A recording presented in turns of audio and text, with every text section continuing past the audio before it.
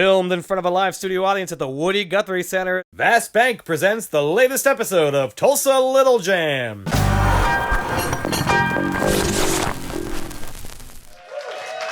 What is happening? Welcome, everybody. Welcome. We got a killer setup going on here tonight. There's a lot of stuff. So I'm very excited about this. And I think you guys at home should be excited too, especially you guys here in the audience as well. Tonight we have Lone Wild with us, and they're a pretty amazing band, so we're really excited to have them, because as you know, we don't have amazing bands on Little Jam. They've all been amazing. They've all been amazing, but we're super psyched because we don't have as much like good just rock. So I'm always excited about rock. So we're really thrilled to have them as we get closer and closer to rounding out the end of season 2 of Tulsa Little Jam. And I can't believe we've gotten this far, so I'm very glad that you guys were able to join us. With that, I'm going to shut up, guys. Give it up for Lone Wild!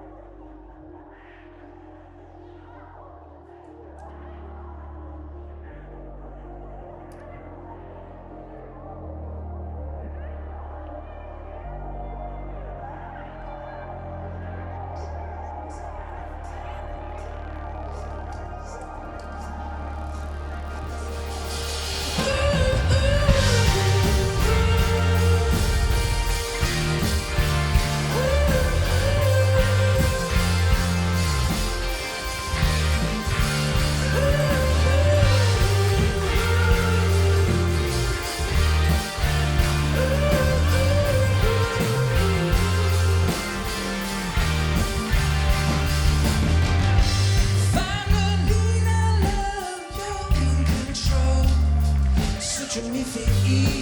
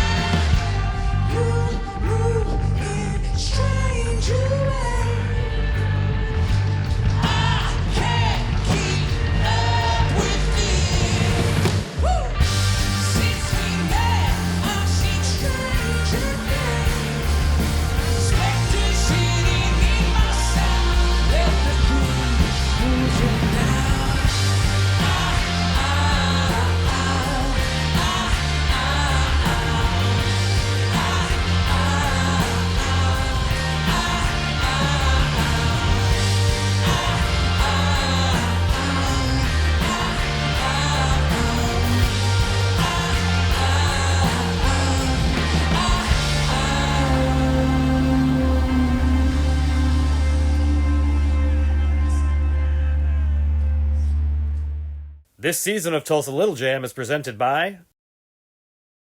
Tell me a little bit about how Lone Wild came about, because we were talking, my camera guys and I were talking a little bit about it. Kind of had like a bit of a Arctic Monkeys kind of vibe. Mixed with, what was it mixed with, Mark? Mars Volta. Really? I haven't heard that one yet. Mars Volta, last song, Arctic Monkeys, and then like it peppered in some Mars Volta. Yeah, definitely the last song, Arctic Monkeys. Yeah. I'll take that. So I'm very curious, like, how did you guys discover, well, first of all, how long have you guys been together? So this band, we've all been friends for like 6 or 7 years, 6 years. And so this is the third version of this band. And so the bass player used to play drums, and then guitar has always been guitar. And yeah, we've been through bass players and all that stuff. And so is there a reason for that? I mean, did you guys, it was a part of discovering Yeah, I the think sound? part of it was discovery, and the first band name just really sucked. I'm not going to even like mention it. You have to. This is like part of it. We need the juice for the show. I mean, it works if you're in Oklahoma. It was After Midnight was our Oh, band second, name. I thought that was the name of the band. But works if you're in Oklahoma. it didn't work for our sound, I don't think. But anyways, and then that kind of fell apart. Then we started something up, me and the guitarist, and started jamming in a garage with a couple other guys we knew at the time, old drummer, old bass player. And then that kind of fell apart because our guitar player needed to take some time. And so we're still all like really, really great friends. There's been no like drama between anybody, but it's just, I'm going to go do this now. I'm going to go do this now. And I've just continued to do the music. So now the longest iteration of this formation is Lone Wild, and we have one album in our pockets, right? Yes. Tell me a little bit about the first album. So we released it back in April.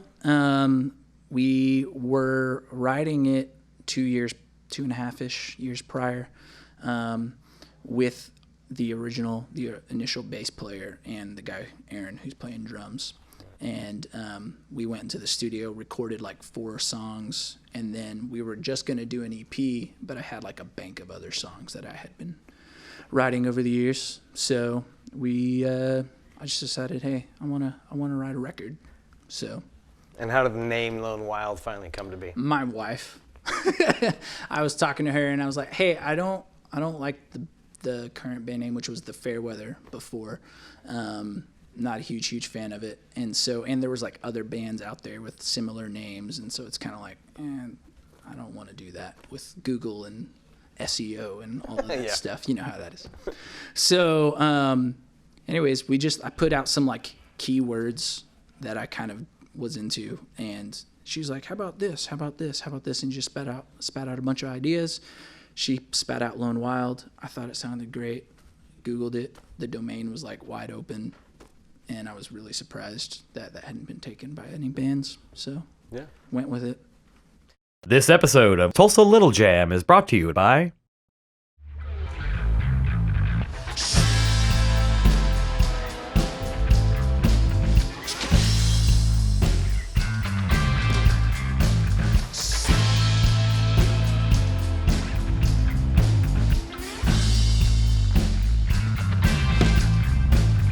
With the moves of a jungle cat, I'm gonna ride to your cage. Your papa said to steer clear, 'cause I lead to the grave. You better run away, run, and fire your gun. 'Cause once I have you in my claws, I'm gonna bite out your heart. You won't bite out my heart. I'll be the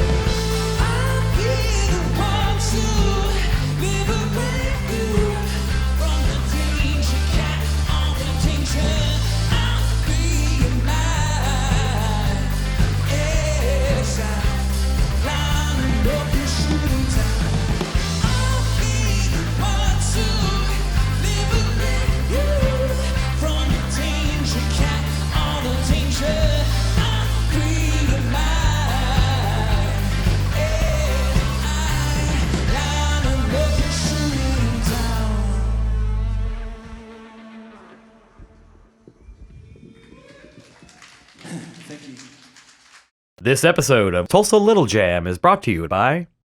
As a young Ashkan, what were you influenced by? And when did you start playing music? So I started playing music when I was 14. So at the time, my high school teacher he heard me singing in the halls at school, and he gave me my first acoustic guitar. And he was like, hey, I think you got a good voice. You should like learn to play guitar. So like 6 months goes by, and he gives me a guitar.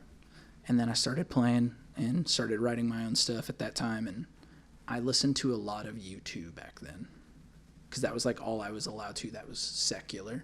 I grew up in a Christian household. Yeah, so okay. It was very like, everything else is like the devil. So now I listen to pretty much whatever. So Is the family okay with that? yes, they are. Okay. Yeah. Why did that change? Did it change like at a certain age, or I guess so. like I think I just, Rumspringa, right? Isn't that a thing? Like Rumspringa, when they send them out into the world and whatnot. yeah. That's not your religion, but No, I think I just like stopped. This sounds terrible. My dad's gonna kill me. I just stopped caring. I was like, this music's better. I'm gonna listen to this, and so I started to listen to that and got into it. So actually, my dad actually said that to me one time, because they used to dye his hair, all kinds of stuff, to try and stay young and whatnot. I started going Like gray. me. I started going gray pretty early, and I was like, I don't care, and I didn't care about this, I didn't care about that, and whatnot. I just never cared. And then he just started letting it go, and I was like, why are you gonna stop caring? And he's like, yeah, because I see how you don't care, so you're right, I don't care either. And just accepted, and that's like a terrible story too. It's just like, hey man, it's just accepting who three. you Thanks. are. No, I mean, the kid sometimes opens the parent's eyes. there you go, that's it. The kid Yeah. sometimes opens the. Thank you. Now my little brother gets away with murder. Yeah, exactly. Shoot, there was a question I was going to ask, and it was going to be so profound. And I actually love that you mentioned that it was your music teacher that gave you the guitar, because it's like those things are super important, and the whole existence of Tulsa Little Jam is for the next generation. Right? Yeah. So to hear that from you and how you were influenced, because first of all, 14, I don't know, because I'm not a musician, but I feel like 14 is a little on the older side to pick up an instrument, for the first time ever. Sure. But for somebody to identify that and instantly feed that ability and whatnot, he didn't know if you would know how to play guitar, he just heard you singing. And I think that's an example for all of us to remind the world about why the arts are so important in young people's lives, and how easily one tiny thing can help shape an entire lifetime in a positive manner and stuff. Yeah. And I think that's an awesome example of that. So cool. Yeah. Nobody did that to me. That's why I'm hosting a TV show. Yeah. Because I'm useless. No, but now, do you find that? How do you find that the music culture now, in terms of you being, like you were talking about the SEO and figuring out the right keywords to this and that and that. Do you feel like the landscape is more beneficial now to bands and whatnot, or is it harder than before, or how do you feel? You're always gonna have your pros and cons, I think. I mean, yeah, SEO, and then you've got Spotify, and it's like it's the double-sided coin of like, well, I can get people that have never even heard of me halfway across the world listening to my music, and that's the benefit. But then it's like, well, you're also kind of just giving away your hard-earned work, you know, that you just poured your life into. So, but on the flip side of that, I honestly just kind of lean more to it's like I'm not really doing it, I would say, for the money. So it's nice to be able to know that like this many people are listening to my song down in Brazil, like that's just pretty rad. Maybe one day we'll get enough and we can like go tour Brazil. So that would be cool. This episode of Tulsa Little Jam is brought to you by... This next song is on a record we released back in April. It's called Spitfire. Play a little more rock and roll for you. Thank you guys for being here.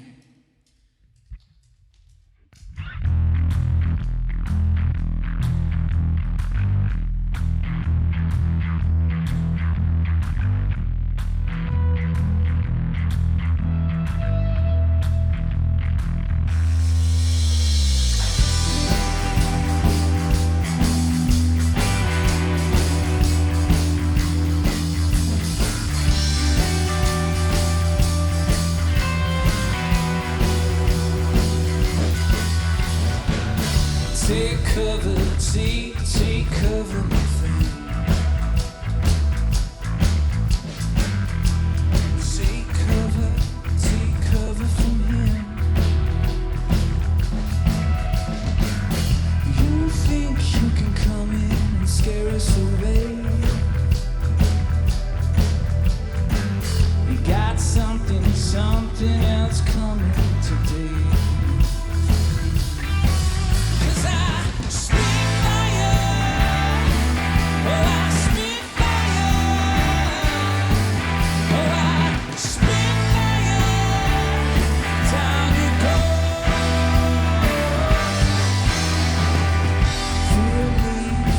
Fear me.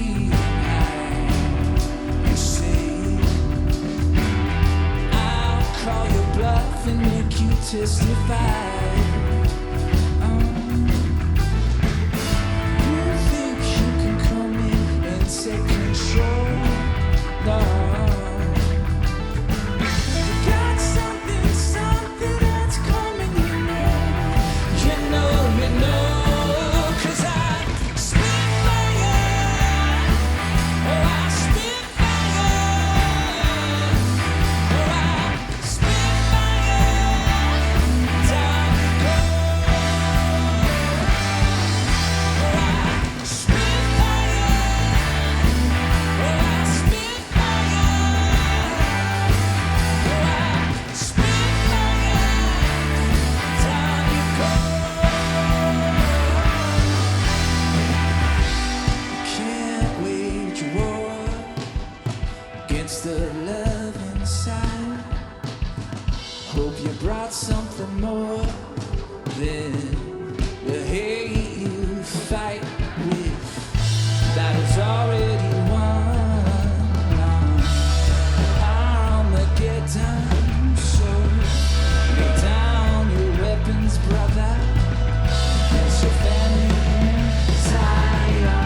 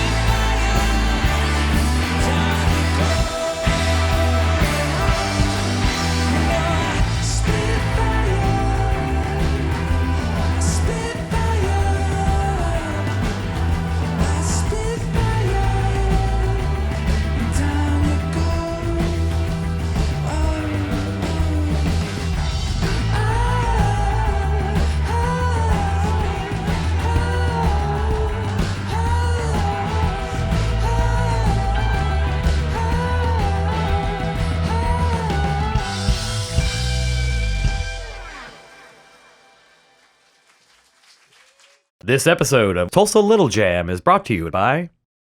What's like the big dream though? Like, I mean, I get, you know, that you're in it for the art and all that stuff, but I know that you guys have aspirations. Oh yeah, yeah. There's always goals and aspirations. I mean, for me personally, like being a first generation Iranian American, one of the big things that I try to do with our platform with this band is 10% of like all of our profits and things like that go to a nonprofit. And Iraq and Syria. They work with refugees. Really? So like that's like a big reason of it's like an undercurrent with everything that I do. A few of the songs on the record kind of reference refugee life and things like that. And so, but of course, everybody wants to make it. I mean, whatever that means. But to be able to play to thousands of people at once or in one night would be amazing. But to be able to really just get people to believe in us and the cause that we're supporting. Do you feel like, along those refugee lines, so do you feel like you're very influenced, your music is very influenced by like some of your heritage and your father's and your parents' like background and stuff like that? I would say it's not heavily influenced. There's always like one or two songs that kind of, or lyrics within songs that kind of creep in from my heritage, or, you know, just identifying with the plight of people halfway around the world in that area, Syria and all those nations in the Middle East. And so, at least with this record, that happened. So I used to be a lot more political with my writings, and then I kind of like scaled it back a little bit. But Why? I was young. I didn't know what the heck I was talking about. So it's more fair. of a mature, I would say I just take a little bit more of a mature stance on it. Yeah, I mean, I don't think young has anything to do with it. But if you clearly knew that you weren't, you know, I didn't actually know what I was educated talking as to what about you were saying. sometimes. Yeah, Okay, that's fair. Put it that way. Yeah, that would be the story of my life. This episode of Tulsa Little Jam is brought to you by... This song is called Why Do I Hide?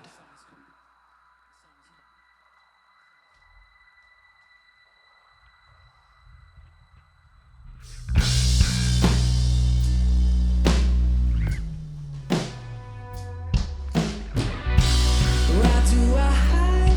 Why do I hide? When will I come out of this cave?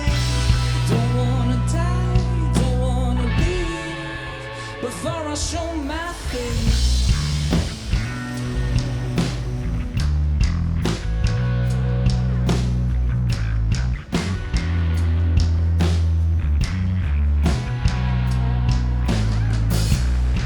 Today I made the decision to go into hiding.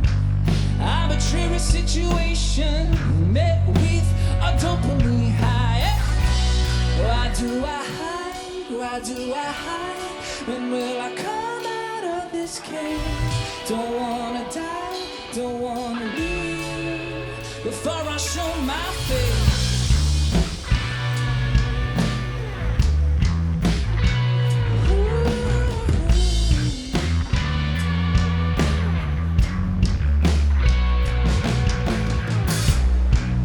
I've been wearing my mask against sugar, playing hide and seek, babe. For a moment I was another. Have I gone insane? I keep repeat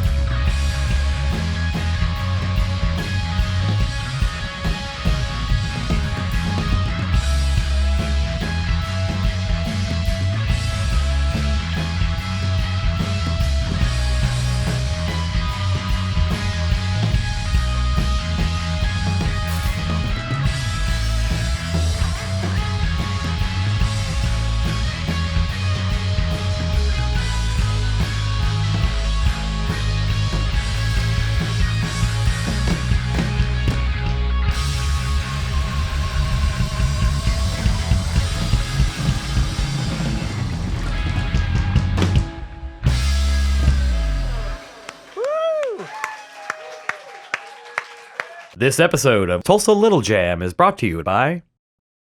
So let's open it up to the audience, guys. Any audience questions here? What would you say is your favorite venue in town to play? Favorite venue in town, I would say at this point it's been the Hunt Club. Hunt Club is a Tulsa Little Jam sponsor. Another question? Howdy. Hi. What are your top 3 concerts that you've ever seen live? Go. Top 3 concerts. Okay, so a few years ago when U2 did their Joshua Tree tour, like the anniversary, so Dallas. Mute Math at Cane's during Odd Soul tour, and Colony House when they opened for Mute Math like a year ago at Brady Arts District or Brady Theater. Yeah. How do you feel about the Tulsa music scene in general? Like, do you feel like the Tulsa music scene is because obviously the whole show is also around the premise of that there's an incredible pool of talent here. So Yeah. how do you feel that the scene here helps shape and support and be there for artists? I mean, I think, especially as of late, things have been great. Just like what you guys are doing, and just with the Vanguard and Hunt Club and just all of the different venues, there's been a great community. We've kind of been in a cave for like 2.5, 3 years, not playing shows when we were writing this record, and then to come out and just to see how much it's changed for the better has been awesome. All the musicians kind of have each other's back, it feels like. And then, I mean, there's also just so much talent, like you were saying. I mean, there's guys I know that I've played with that aren't even really out playing, every single night, that just like blow me away. And they won't tell you. Like, they're just super humble about it. And then they just show up and they're just like blowing my mind. And I'm like, oh, okay, I suck. Great. Well, if you had any say in it, how would you feel? What do you feel should happen or would be beneficial to the music industry here in Tulsa? Beneficial to the music industry here. That's a good question. You should have gave me this like 2 days ago. No, I don't like doing that. It's way better if it's organic, and then we just sit here awkwardly. I think one thing that could improve is just bands who are kind of like experimenting a little bit more. Not kind of... That they should experiment They more? should experiment more. I kind of really enjoyed when it was writing this record. I just kind of disappeared and became like a hermit, and I was just trying to do something that learn. Like I didn't play keyboard a bunch before, just starting to create new sounds, and just I think that and embracing that, and even the people who are coming to like shows like you guys, like learning to embrace other sounds and other bands that are out there that may not necessarily fit like the mold that Tulsa's been used to as far as all the different bands and things like that. Okay. Yeah. I do have a question, though, actually. So I'm curious, though.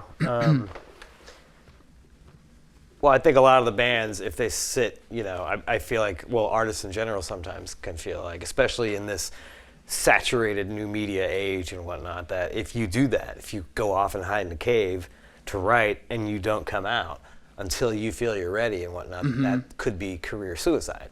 Sure, yeah. That you're going to become a forgotten footnote because no one's really hearing you right now. So was that not something that you guys feared?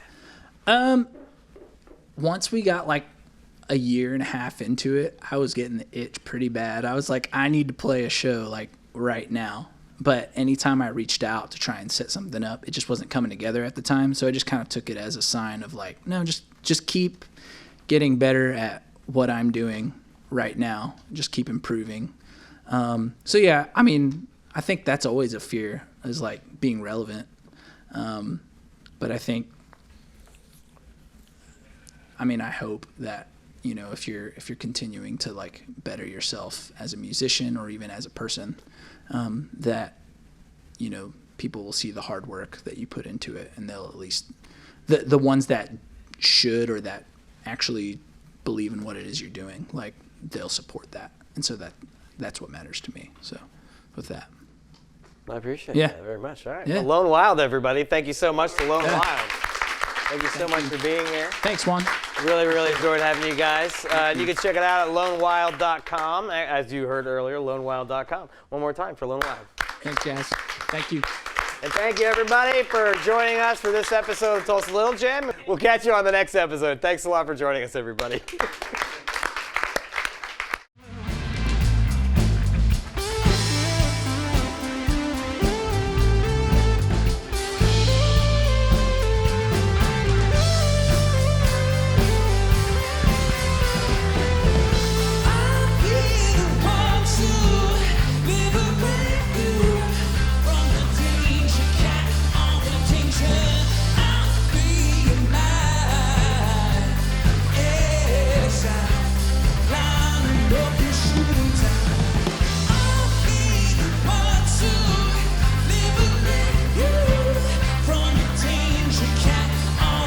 Danger.